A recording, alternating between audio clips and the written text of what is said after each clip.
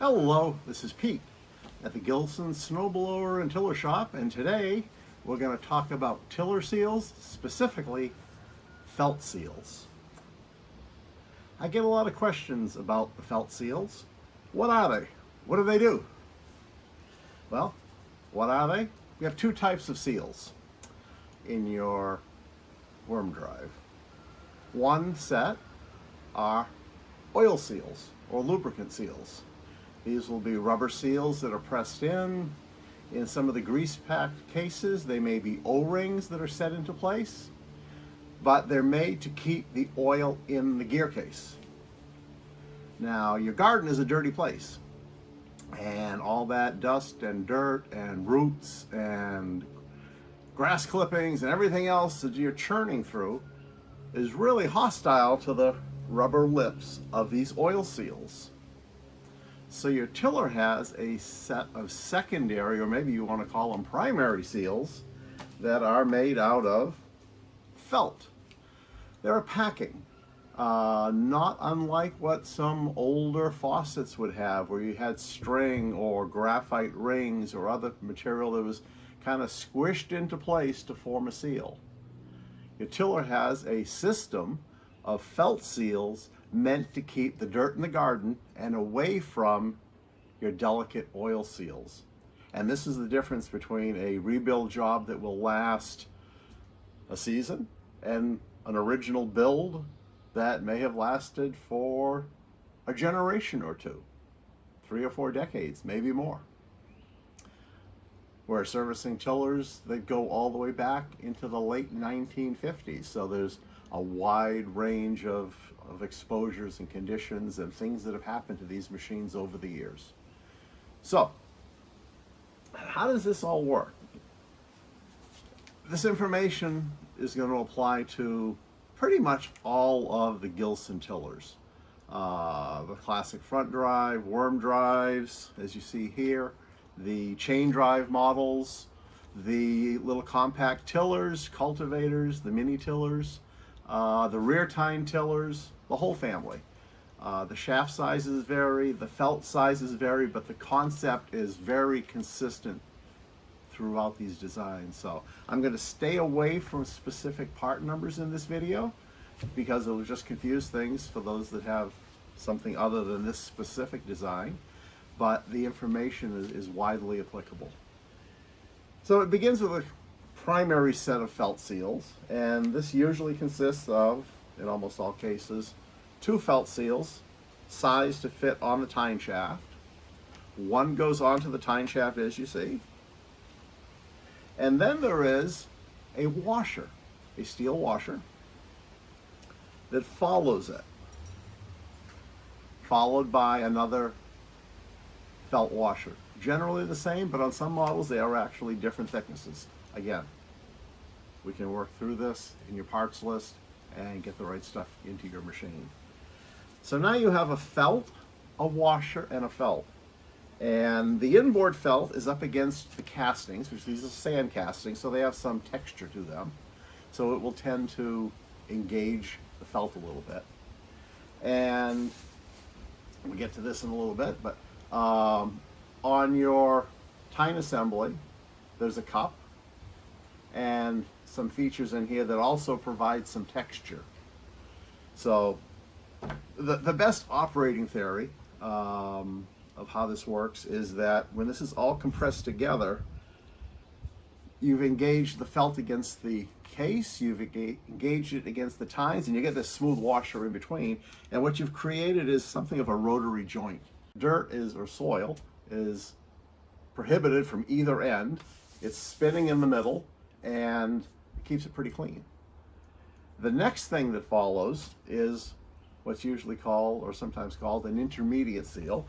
And this seal presses into a groove in the casting. It just tucks right in there, like so.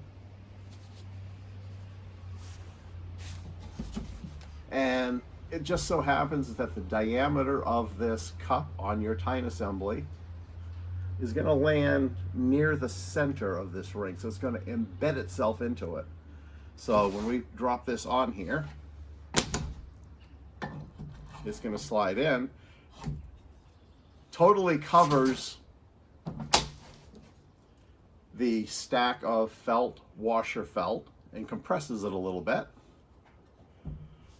Next, the cup lands in the big felt, and in landing in the big felt creates a primary seal. And that is what you have installed on both sides in most cases. These felts want to go on clean and dry. The whole point is to keep dirt away, so you don't want anything that is going to attract or bind with dirt. So keep them clean. The seal kits come with the felt seals, and if you purchase the washers in a separate bag, so they're going to stay clean and dry till you get all of the oily workbench type of stuff done with the case itself. So when it's time to put it all back together again and get the machine going and put the tines on, that's when you unpack the felts, tuck them in, put them on clean and dry, mount the tines, and enjoy your tiller.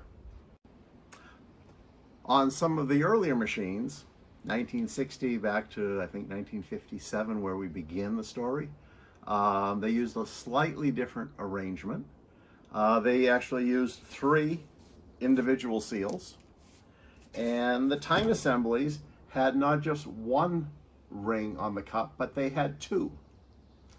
So very much the same concept, but one seal goes on against the shaft and against the case.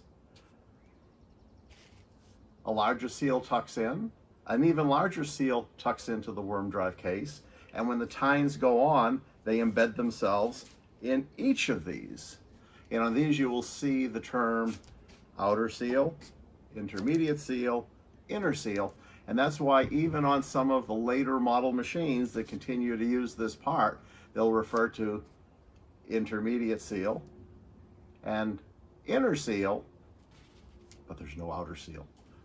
That's because rather than doing the outer seal, they went to the sandwich design further in, and that became the design that they went the distance with. Let's take a little time out here above the sound of my neighbor's lawnmower. I've been involved with Gilson equipment since I was in high school in 1972. Been actively operating the Gilson snowblower shop since about 2001, and over the years we've evolved to also support the tillers. Our niche really is filling the gaps between what is still available as an OEM part and what customers need to keep these machines going. So with your support, we've been able to make a lot of progress over the years. Different places you can find us. I'll have some of this in the notes below, but GilsonSnowblowers.com, and from there you will find links to the tiller part of us. And you can also go directly to GilsonTillers.com, all one word, Gilson Tillers with an S. Find us on Facebook at the Gilson Snowblower Shop. We have an active group there that kind of goes back and forth between snowblowers and tillers as the seasons go. And we get to share ideas, share pictures of our projects, ask questions, and support each other as equipment owners. So I hope you'll check that out. Thank you for watching this video, and we'll carry on. Bye. One thing that leads to a lot of the confusion about these seals, these felt seals, is the way that Gilson documented them in the parts list. They were very inconsistent. They don't always show, especially where we have pairs of seals, they don't always show them both, but they may say 4 in the parts list quantity. So there's 4 on there. The other big clue is that you will have mention of the washer that goes between them. Some years they didn't put any quantities whatsoever. They told you how much the part weighed, which is really useful information.